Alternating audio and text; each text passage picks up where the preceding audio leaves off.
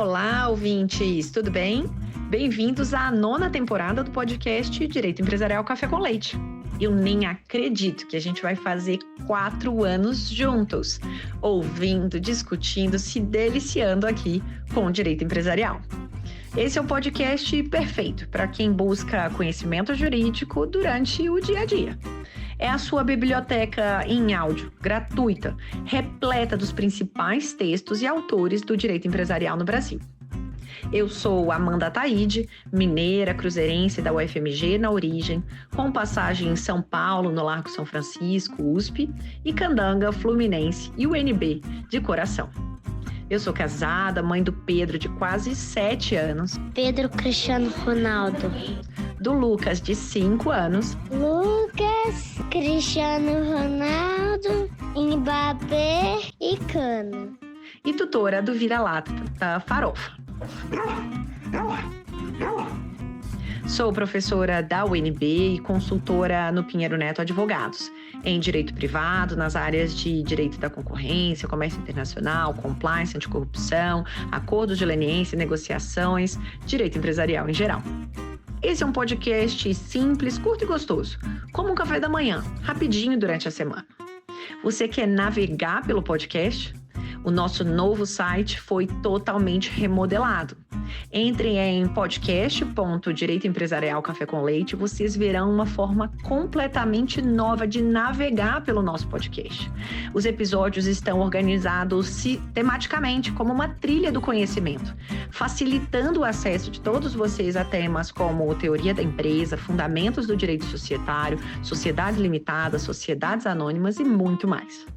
Pegue então sua xícara de café com leite ou chá, seu tênis para fazer exercício físico ou seu fone de ouvido para ouvir no seu meio de transporte diário. Vamos então comigo para a próxima xícara de café com leite? A nossa xícara de café com leite de direito empresarial de hoje vai tratar de um artigo intitulado Compra e Venda de Participação Societária e Vícios Redibitórios, de autoria da professora Milena Donato Oliva. E para isso a gente vai ter a alegria de contar com a participação da autora para comentar o artigo. A professora Milena é doutora, mestre em Direito Civil pela Universidade do Estado do Rio de Janeiro, a UERJ, é professora associada ao Departamento de Direito Civil da UERJ e sócia do Gustavo Tepedino Advogados, além de membro do Instituto Brasileiro de Direito Civil, da Comissão de Direito Imobiliário da OAB Rio e da Comissão de Mercado de Capitais da OAB Rio também. Professora Milena, é uma alegria enorme tê-la aqui no nosso podcast para apresentar, de um modo simples, curto e gostoso, esse tema da compra e venda de participação societária, em especial sobre essa perspectiva dos vícios redibitórios. Então, para a gente começar, professora Milena, conta para a gente um pouquinho como que esse tema surgiu, né? Onde que você publicou esse texto? Eu acho que vale a pena dar publicidade aí, essa iniciativa tão interessante que vocês, professores aí da UERJ, têm publicado esses textos. Conta para a gente como que esse tema surgiu também na sua trajetória, se foi pela via acadêmica, pela via profissional, por ambas. Professora Amanda, é uma alegria enorme estar aqui hoje com vocês para tratar desse tema tão relevante nessa xícara de café com leite de direito empresarial. Professora, esse tema surgiu pela via acadêmica. Eu fui convidada para palestrar no Congresso de Direito Comercial e, conversando com uma professora e querida amiga, a professora Renata Steiner, que dividiria o painel comigo, conversando sobre possíveis temas e cortes temáticos do que cada um falaria, ela me deu a ideia desse tema. E eu me apaixonei pelo tema, então comecei a estudar o tema para a palestra que eu daria no Congresso de Direito Comercial, que foi sobre esse tema, a primeira vez em que eu abordei o assunto. E após o Congresso de Direito Comercial, em que eu abordei esse tema, eu publiquei um texto sobre ele no Agire 130, e o texto é intitulado Compra e Venda de Participação Societária e Vícios Redibitórios. O Agire é uma iniciativa belíssima das professoras Renata Steiner, que me indicou o tema, né? Aline Terra e Gisela Sampaio. Então, foi no Agire 130. Então, para a gente começar, o que são, portanto, vícios redibitórios? E, na sua visão, como ou de que maneira, né, esse tema dos vícios redibitórios poderiam se aplicar à compra e venda de participação societária? O regime legal de proteção em relação aos vícios redibitórios está previsto no Código Civil e ele tem por objetivo proteger o adquirente quanto a imperfeições ocultas do bem adquirido.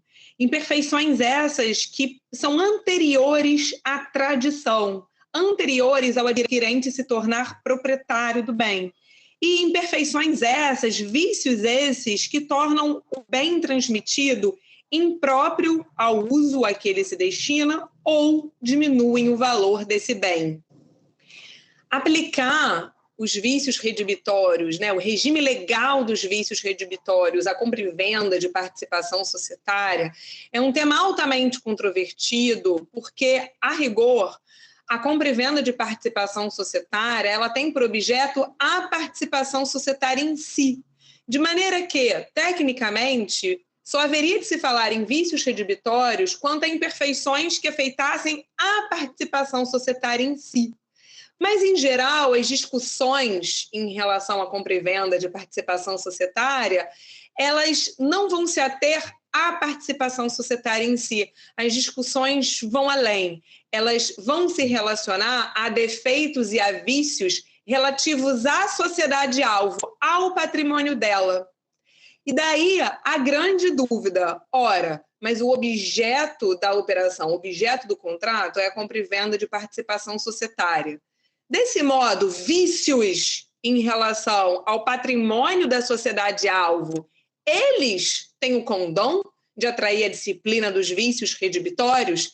E essa é a conexão, essa é a grande dúvida que no Agir 130, nesse artigo, e no Congresso de Comercial, eu busquei tratar.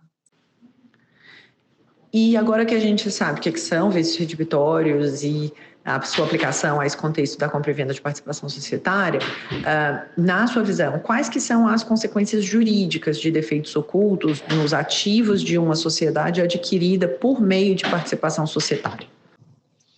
É importante aqui, professora Amanda, fazer uma delimitação. Qual é a delimitação que eu me propus a fazer, tanto no texto que eu escrevi como no Congresso? A delimitação é no sentido de se aplicar a disciplina dos vícios redibitórios por defeitos concernentes à sociedade-alvo, mesmo diante de uma compra e venda de participação societária e não de um trespasse, quando a compra e venda de participação societária for um meio indireto de alienação da empresa. Então, esse é o recorte que eu me propus a fazer, não enfrentei, não aprofundei as pesquisas sobre a aplicação do vício redibitório por defeitos da sociedade-alvo em relação a toda e qualquer compra e venda de participação societária. Não. Então, esse tema, que é um tema também interessante, esse tema não foi objeto da minha análise. O objeto da minha análise foi quando a compra e venda de participação societária for de tal monta que, a rigor, ela configura meio indireto de transmissão da empresa, eu posso aplicar a disciplina legal dos vícios redibitórios para imperfeições ocultas atinentes à sociedade-alvo? E a minha conclusão foi no sentido positivo, de que sim, de que pode, e com esteio até na doutrina majoritária sobre o ponto. Espera só um pouquinho que eu já volto para a nossa entrevista. Que você curte direito empresarial, eu já sei, que você está aqui ouvindo o nosso podcast. A minha pergunta é, você sabe quão conectado o direito concorrencial está do direito empresarial? Tem interesse em se aprofundar nesse tema? No primeiro semestre de 2025, eu vou lançar a segunda turma da minha pós-graduação em Direito Concorrencial. É uma pós-graduação totalmente virtual, registrada no MEC, com conteúdo linear, completo e extremamente atualizado, que visa preparar os alunos para os problemas práticos do dia a dia. Operações societárias que são de notificação obrigatória ao CAD, cláusulas contratuais, práticas empresariais, como que o direito concorrencial se relaciona com outras áreas do direito. Se você ficou curioso e interessado em como que esse conhecimento pode contribuir na sua formação jurídica e na sua atuação prática, eu te faço o convite. Entra no site Pós em Direito Concorrencial e se inscreva na nova pós-graduação que eu estou lançando, portanto, agora, em 2025, a turma 2. Eu espero você lá. Eu já peguei minha xícara de café com leite e a gente pode voltar para a nossa entrevista. E agora que a gente sabe das possíveis consequências jurídicas, de que modo, na sua visão, que a autonomia privada afeta a aplicação da garantia legal contra vícios redibitórios em aquisições societárias? A autonomia privada tem um poder muito grande, porque a disciplina dos vícios redibitórios ela é uma disciplina supletiva. As partes podem afastá-la, modificá-la, reforçá-la. Portanto, é recomendável nos contratos de compra e venda de participação societária que as partes façam uma escolha no sentido da preservação da disciplina legal, ou do seu afastamento, ou da sua alteração, ou do seu fortalecimento. As partes, portanto, elas têm liberdade para ajustar a disciplina legal ou afastá-la conforme seja mais conveniente a elas no caso concreto. Então, agora uma pergunta mais ampla, conta pra gente aí a sua proposta, né, de entendimento a respeito desse tema. A gente já teve a respeito desse tema aqui também o André Conte, que escreveu um livro, um artigo a respeito desse tema com Marcelo von Adamec. Conta pra gente aí a sua visão, né, diante de todas as linhas possíveis de argumentação, qual que seria o melhor entendimento para se adotar a respeito da aplicação da teoria de vícios redibitórios ao tema de alienação de participação societária. Professora Amanda, li e reli a obra dos professores André Conte, Marcelo Adamec, uma obra muito importante, uma obra excelente e leitura obrigatória sobre o tema. Eu concordei com a conclusão dos autores, inclusive eles são citados no meu artigo, então agradeço inclusive a eles pela publicação tão didática, um texto tão claro e ao mesmo tempo tão profundo, tão substancioso. E eu concordo com a conclusão deles e também acrescentei os ensinamentos do professor Túlio Ascarelli, que vão no mesmo sentido, que corroboram a conclusão alcançada, no sentido de que, quando a compra e venda de participação societária for de tal monta, de tal proporção, que a rigor ela configura modo indireto de trespasse, de transmissão do estabelecimento comercial, de transmissão da empresa em si, nessas situações, sim, a disciplina dos vícios redibitórios ela vai se aplicar a vícios pertinentes à sociedade-alvo, embora a sociedade-alvo não tenha sido ela em si o objeto direto da compra e venda, mas sim a participação societária. Isso se dá porque no negócio indireto há uma dupla fonte de regime jurídico. Há o regime jurídico do tipo eleito pelas partes e há o regime jurídico da função também eleita pelas partes. As partes elegem o tipo, as partes elegem a função. E, portanto, os dois têm igual importância na hora de se definir qual é o regime jurídico a ser aplicado no caso concreto. E há de se compatibilizar o regime jurídico do tipo com o regime jurídico da função, mesmo porque não é possível que, por meio indireto, se afastem disposições cogentes. Por isso que, no negócio indireto, Túlio Ascarelli sempre advertia que a disciplina jurídica de ambos, da forma escolhida pelas partes e da função perseguida por elas, deve incidir no caso concreto. E, nesse sentido, se as partes não quiserem se sujeitar à disciplina dos vícios redibitórios, devem expressamente afastá-la. E agora uma pergunta específica dessa 8ª temporada. Conta pra gente, então, na pessoa física, quem é você? Conta um pouquinho mais dos seus gostos, das suas preferências e quando você vai ouvir podcasts não jurídicos, conta pra gente quais que você ouve também. Falando um pouquinho de mim, professora Amanda, então, eu sou professora da UERJ e eu tenho uma verdadeira paixão por ser professora. Eu realmente me encontrei na atividade docente. Além disso, eu sou advogada também e também tenho uma verdadeira paixão pela advocacia. Atuo como árbitra e me descobri uma apaixonada também por julgar, por decidir. Claro, é um papel diferente, mas um papel muito desafiador. Então, também me descobri uma apaixonada por isso. Também adoro escrever, atuo na advocacia, seja no contencioso, seja na parte do consultivo também, dando opiniões, consultas, pareceres, e acaba que eu sou uma apaixonada por isso, né? Seja pela atividade docente, seja pela advocacia nesse sentido amplo, inclusive na minha atuação como julgadora privada, vamos colocar assim, né? Como árbitra. E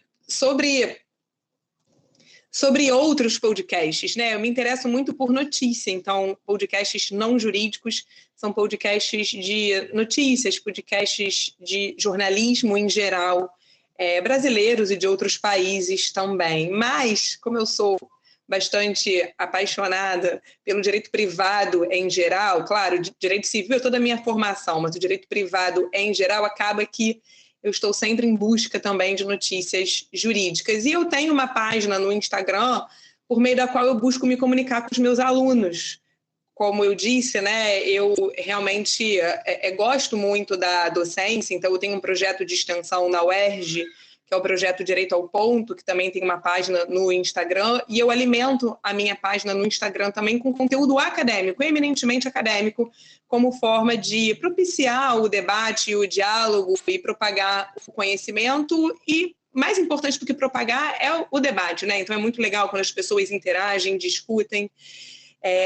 E essa sou um pouquinho de quem... E isso é um pouquinho de quem é a Milena. Foi um prazer, professora Amanda, estar aqui com vocês hoje. Adorei a nossa xícara de café com leite de direito empresarial. Conte sempre comigo. Até a próxima. A nossa xícara de café com leite foi devidamente tomada. Agradecendo aqui a nosso convidado pela presença, a vocês pela audiência. Se vocês tiverem sugestões, comentários, não deixem de me procurar. No LinkedIn, Amanda Taide, no Instagram, Direito Empresarial Café com Leite. E também, caso vocês tenham meu contato, podem me mandar mensagem no WhatsApp. Um abraço a todos. Tchau, tchau.